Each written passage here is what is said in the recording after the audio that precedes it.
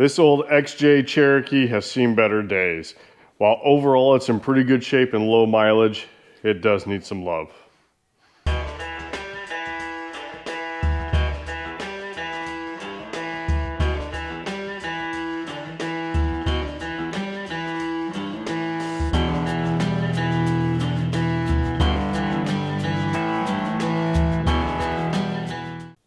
Hey, what's up everybody? Welcome back to Second Chance Overland. Now, if you watched my last video on this Cherokee, I picked this thing up here not too long ago, had a bunch of work done to it recently, and the owner has finally given up trying to get this thing fixed and running and driving properly. Doing some looking into some things, really what it comes down to is bottom end of this motor is shot. So it's going to be time to put a new motor in this, and that's what we're going to get started on today. So I'm going to start working on draining fluids, start pulling the front end apart, start taking off any of the accessories that I can, get this thing stripped down so that I can actually pull this engine out and get ready to stab a new one in.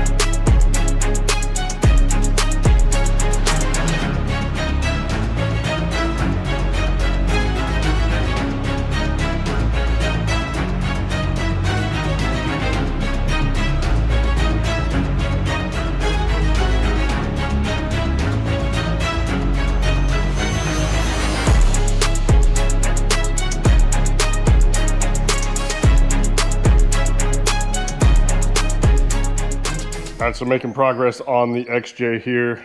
Got the whole front end torn apart, check it out. So the whole front clip is off, radiator condenser. Got the transmission lines disconnected from the radiator so I can get that out. So now I've got access, I pulled the belt off already. I've got access to start taking some other components off and start disconnecting things. I am still gonna have to raise it up and get underneath and disconnect on the at the transmission. Get all that disconnected, make sure everything's good there. But making some good progress. I think this is going to go pretty quick, honestly. I originally thought about removing the hood and then using my hoist up there in the ceiling. Just roll the Jeep forward, drop it down, pluck the engine out. But kind of watching some videos and looking at some other things, I figured it's better to do it this way. So don't have to get it up as high, don't have to remove the hood. I can just get my cherry picker in there, grab the engine, lift it up and pull it out, ready to go. So obviously there's a lot of things that are going to need to be transferred off of this engine onto the new one, so we'll get to that here in a little bit. But yeah, I'm liking this so far. So yeah, I'll keep plugging away on this thing and getting some of these accessories removed so we can get better access. I definitely need to get it cleared out to the point where I can attach the chains for the cherry picker, pick this thing up and get it out of there. So that's going to be kind of the next process. Start tearing this thing down, disconnecting our wiring components, any hoses, lines. You know, I got fuel lines I got to disconnect. I've got to get the power steering pump off and out of the way, or disconnect the lines and remove it completely. Coils plugged in, fuel injectors. I still got heater hoses hooked up. So there's still a lot to do, but I am pretty happy with how quick it seems to be going.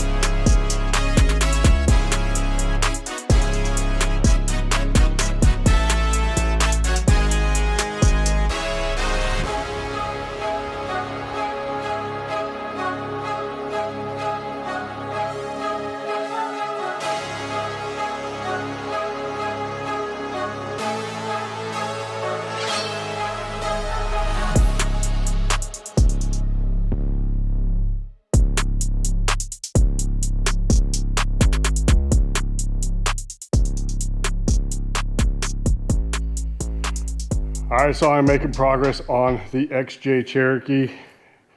It's been a bit of a pain. I'm not gonna lie, I just kind of winged it. I did not really look up a whole lot of procedures or anything, and made a few mistakes, but I got through it. So I've actually got the transmission out, I've got the T-case out. So here's the transmission. T-case is on the ground over there. Of course, I got the new engine on the stand. So the only thing left is to pull this old tired motor out of the XJ. So I've got my lifting contraption up. I've got the oil pan supported with a jack underneath. So now I just got to get the cherry picker over, slide it in, hook it up, take the tension off of it, and then I can pull out the motor mount bolts, and this thing should be out. Let's see if we can get this sucker out finally.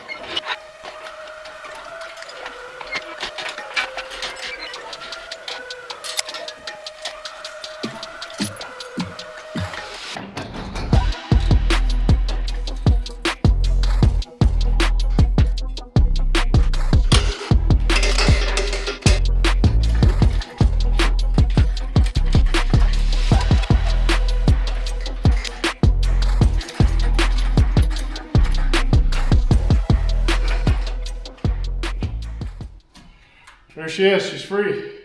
Man, all right, that was something else. So now I've got a lot of cleanup to do and a lot of transferring of parts to do.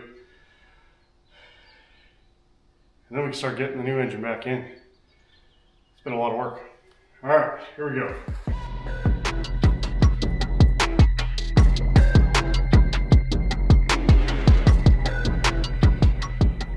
All right, so I've got the engine out of the Cherokee, got it on the stand, got the new one on the stand, I've got dog in the way, and I've got the old one on the stand. So what I need to do next is start pulling things like the thermostat, the water pump, the crank pulley, the front cover, the motor mounts, the oil filter housing, the dipstick tube, the oil pan, all that kind of stuff needs to come off of this old engine so that it can be cleaned up and transferred over to the nice new engine. So got this covered with some plastic to protect it, but as you can see, it's all bare. So I need to transfer everything over. So that is the next step. I want to try to get this old one stripped down today because I do have a core charge on this engine. It's like $600, and I'm getting pretty close to the time frame that I have available to return it. This project has taken a little bit longer than I expected with other things going on. Basically got started on it and then had to let it sit. So anyways, going to try to work on getting this thing stripped down today, and yeah, we can get it sent back for the core charge. Get that money back while I start figuring out what else I'm gonna need and get this thing back together. I know I'm gonna need some exhaust pieces, some gaskets, and some studs. I know I need a transmission mount. It is well, some of the studs are broken because they're rusted out. But I've got engine bay cleaned up a bit. I think all in all, this thing is looking pretty good. So definitely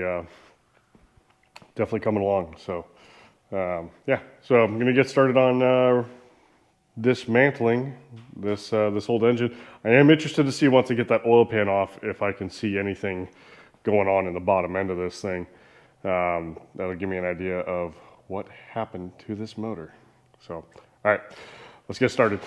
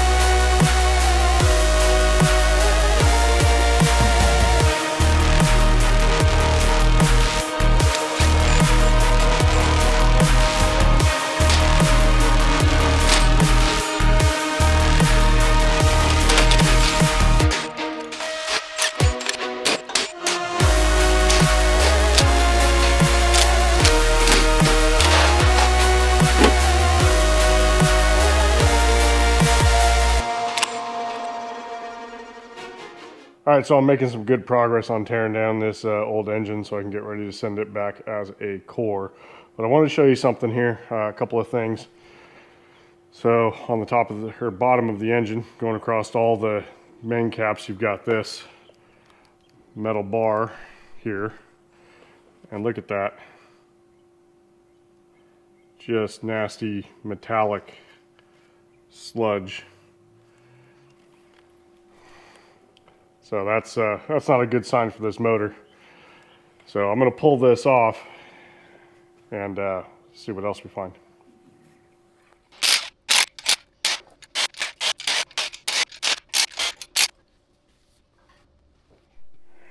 All right, so I got this thing torn down here. I wanted to show these cams. I don't know how well we're going to be able to see, but if you look at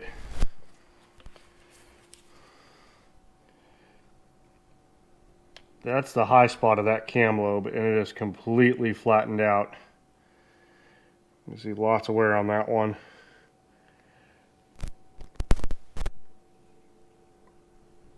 Just all the way down, you can see. So there's one right there.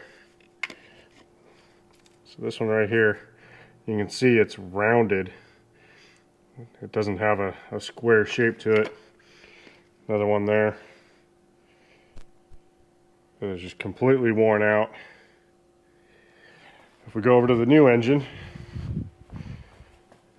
you can see nice squared off profile to all these. Tons more lift.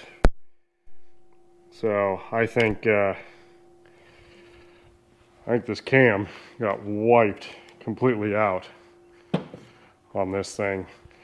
I wouldn't be surprised if the lower end bearings, both the connecting rod bearings and the main bearings, have issues. There's obviously a lot of metal sludge in there, and not very good. So this thing, previous owner had a cylinder head put on it, so it's got a brand new cylinder head on it, and just never ran right. And well, of course not. With a cam that's wiped out like that and probable lower end bearings, my guess is that supposedly the head had a crack in it. My guess is that it got a crack in it, washed out the bottom end of the engine, wiped out the cam and the bearings, and that's what we got. So they put a new head on a bad bottom end. So luckily, got the new one right behind me. Just got to pull a couple more bolts off of this one, and then we can package it up, send it back for the core, and then start working on getting things cleaned up and transferred to the new motor. So, yeah, it's a shame. Another straight 6 down in the dumps, but that's all right. This thing will go back, get refreshened up by a professional, and we'll get sent out to somebody else that can use a straight 6. So, all right.